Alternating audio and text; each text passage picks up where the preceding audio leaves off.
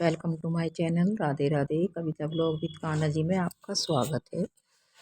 तो वही सुबह का प्रातः रूटीन मेरा कि सुबह 4 बजे उठकर हम लड्डू गोपाल की सेवा कर सकते हैं। यदि हम देर से उठते हैं तो हमारे जो काम है वो समय पर नहीं हो पाते। तो और यदि हमने लड्डू गोपाल अपने घर में रखे हैं तो इसके लिए आपको ये नियम बनाना ही होगा कि हमें प्रातःकाल जल्दी उठना है। और आप इसे करके देखिए, यदि आप लड्डू गोपाल की सच्चे मन से सेवा करती हैं तो आपकी आँख सुबह प्रातःकाल 4 बजे अपने आप ही खुलने लगेगी। तो मेरा ये अनुभव है कि चाहे मैं कितनी गहरी नींद में हूँ लेकिन मेरी आँख जो है सुबह 4 साढ़े 3 से 4:30 बजे तक के बीच में आँख अपने आप ही खुल जाती है 4 बजे तक। यदि कोई कारण हो तो मैं 4:15 बजे तक आराम से उठ जाती हूँ और अपने कार्यों में लग जाती हूँ। तो कार्यों में वही मेरा मॉर्निंग का रूटीन है कि घर की साफ़ सफाई, जो कि एक गृहिणी को अवश्य ही करनी चाहिए। घर की साफ़ सफाई के बाद ही मैं नहाने धोने के बाद ही अपने लड्डू गोपाल तक आती हूँ। तो आजकल तो मैं मंदिर भी जा रही हूँ तो उसके लिए भी मुझे थोड़ा सा जल्दी उठना पड़ता है। तो घर में जोत लगाने के बाद मैं मंदिर जाती हूँ और उसके बाद ही मैं ये सब कार्य करती हूँ। तो आज मैं बताना चाहूँगी कि जैसे कि लड्डू गोपाल है, कईयों का प्रश्न होता है कि क्या लड्डू गोपाल को और भगवान की तरह हम रख कर पूज सकते हैं? जी हाँ, आप लड्डू गोपाल को और भगवान की तरह अपने मंदिर में विराजमान कर सकते हैं। यदि आपसे सेवा नहीं हो पा रही है तो आप और भगवान की तरह उनकी पूजा कर सकते हैं।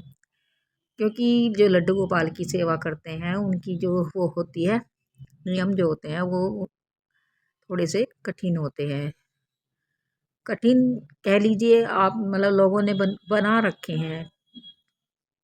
तो मेरा तो ये मानना है कि आप लड्डू गोपाल की सेवा और भगवान की तरह नेचुरल तरीके से करिए। जैसे आप उनको भोग लगाती हैं, जो कुछ आप खा रहे हैं पी रहे हैं आप सब भगवान को अर्पण कर दीजिए और उनकी जो सेवा है उसी तरह से करिए।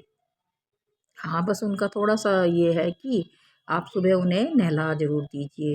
यदि ज़्यादा सर्दी है तो आप उनके हाथ मुँह धोकर कपड़े बदल सकती हैं। जैसे एक छोटे बच्चे के मतलब हम कार्य करते हैं कि सर्दियों में हम उन्हें नहला नहीं पाते डेली। तो सबसे पहला प्रश्न तो यही है कि आपने उनसे कौन-सा संबंध बनाया है। यदि आपने उनसे पुत्र रूप का संबंध बनाया है तो आप उसके साथ उसी तरह से बिहेव करिए, मतलब उनकी तरह छोटे बच्चे की तरह ही करिए। जैसे सर्दियों में छोटे बच्चे को डेली नहीं नहला पाते तो हाथ मुँह धोकर उनके कपड़े बदल देते हैं। तो आप इस तरह से कर सकती हैं, इसमें कोई पाप, इसमें दोष नहीं लगता। ज़्यादा सर्दियाँ होने पर तो ऐसा ही किया जाता है क्योंकि ड्रेसेस वगैरह भी नहीं सूख पाते हैं, कपड़े भी नहीं सूख पाते डेली।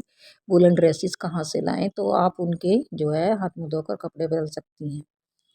और उनका जो है भोग प्रसाद, यदि सुबह जल्दी नहीं बन पाता तो आप उनके लिए दूध की व्यवस्था अवश्य ही रखिएगा। तो दूध है, माखन है, ये सब अपने आप उन निकाल कर रख लीजिए और उन्हें सुबह दूध मिश्री का और माखन मिश्री का भोग लगा दीजिए।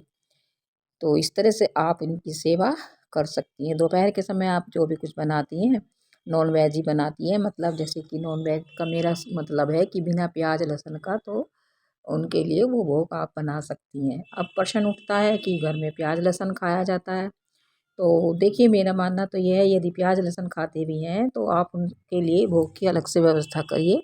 उनके लिए आप चीनी का पराठा बना दीजिए सबसे पहले और उसके बाद में आप जो भी कुछ बना रही हैं बना सकती हैं। तो इस तरह से आप लड्डू गोपाल की सेवा कर सकती हैं। इनकी सेवा कोई कठिन नहीं है, लोगों ने इनका भय बना रखा है, तो आप इस तरह से इनकी पूजा कर सकती है। देखिए, जहाँ लड्डू गोपाल का वास होता है, कृष्ण का वास होता है, वहाँ लक्ष्मी जी अपने आप ही आती हैं। तो इस तरह से आप उनकी सेवा करके घर में सुख समृद्धि ला सकती हैं। यदि आप उनकी सेवा आठों याम भी नहीं कर पाती हैं तो 4 टाइम तो भोग उन्हें अवश्य ही लगाइएगा। आप दूध का भोग की व्यवस्था अवश्य ही करिएगा। सुबह के समय, दोपहर के समय, शाम के समय और शाम की आरती के बाद उन्हें सुलाते समय आप दूध का भोग अवश्य ही दीजिएगा। दूध और मिश्री का भोग तो उनका नेचुरल है, आप और अपनी सुविधा के अनुसार उनको भोग अर्पण कर सकती हैं।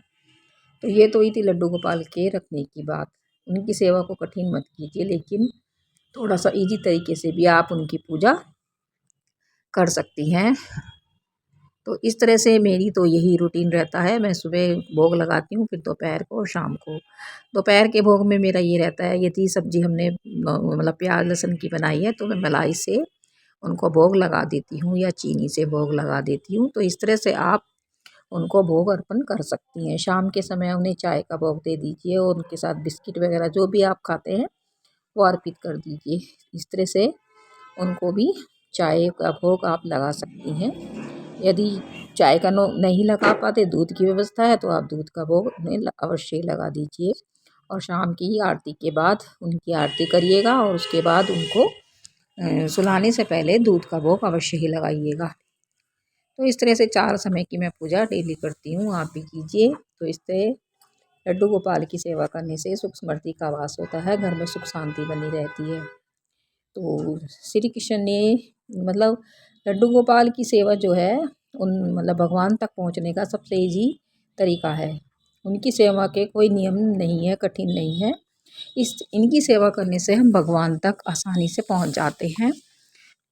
उन्होंने ये अपना जो रूप है बनाया ही इसीलिए था कि इनकी सेवा करनी इजी हो जाए। तो आप इनको बिल्कुल बोझ ना समझें और इनकी सेवा एक बालक की तरह आप कर सकती हैं। जो हरिदास हैं उन्होंने उनके द्वारा ये उत्पन्न किए गए थे, उनके लिए ही मतलब श्री कृष्ण और राधा जी ने एक रूप होकर इनका ये रूप बनाया था और ये लड्डू गोपाल कहलाए।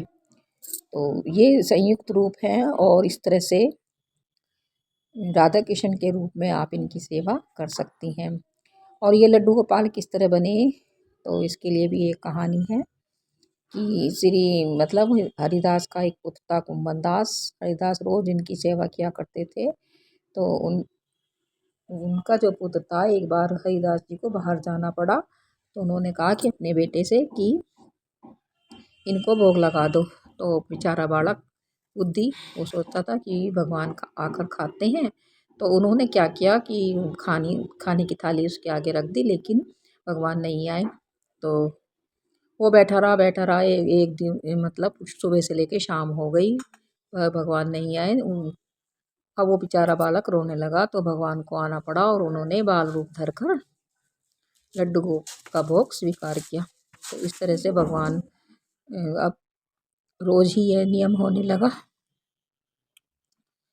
तो अब पिता जब भी बाहर जाते तो उसको सौंप जाते कि तुम इसको भोग लगाओ। तो जब वो आते वो कहते कि खाना खा लिया? इन्होंने कहा हाँ जी सब खा लिया।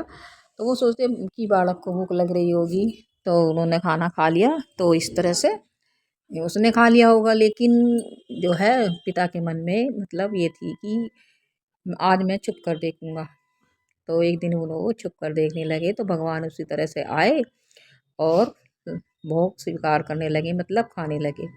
अब जैसे ही वो आए तो उन्होंने उनके पैर पकड़ लिए और वे उसी रूप में आ गए। उनके एक हाथ में लड्डू था और एक हाथ मुंह में जाने के लिए तैयार था। तो इस तरह से तब से ही वो मतलब उनके एक हाथ में लड्डू था तो वो उसी रूप में रह गए और वे फिर बाल गोपाल के रूप में मतलब पूजे जाने लगे। तो तभी से इनको एक नाम दिया गया लड्डू गोपाल। लड्डू गोपाल की सेवा करना कोई ज़्यादा कठिन कार्य नहीं है। आप इनको अपने परिवार के सदस्य की तरह ही रखिएगा। ये भगवान तक पहुंचने का सबसे इजी मार्ग है और आप इनकी सेवा उसी तरह से करिएगा जैसे आप खाते हैं।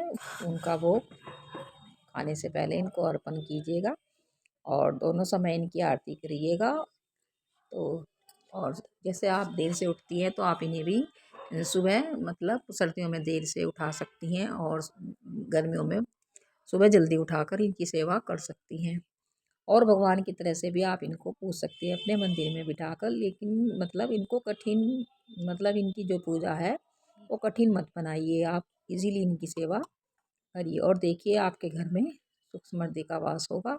क्योंकि जहाँ श्री कृष्ण है, जहाँ बाल रूप है या आप सेवा कर रही हैं, तो वहाँ पे लक्ष्मी अपने आप ही विराजमान होती हैं। तो घर में सुख शांति बनी रहती है। और आज मैंने बनाया है इनके लिए कढ़ी का भोग। तो कढ़ी तो इनको बहुत ही प्रिय है और साथ ही मैंने ये छोक भी तैयार किया है।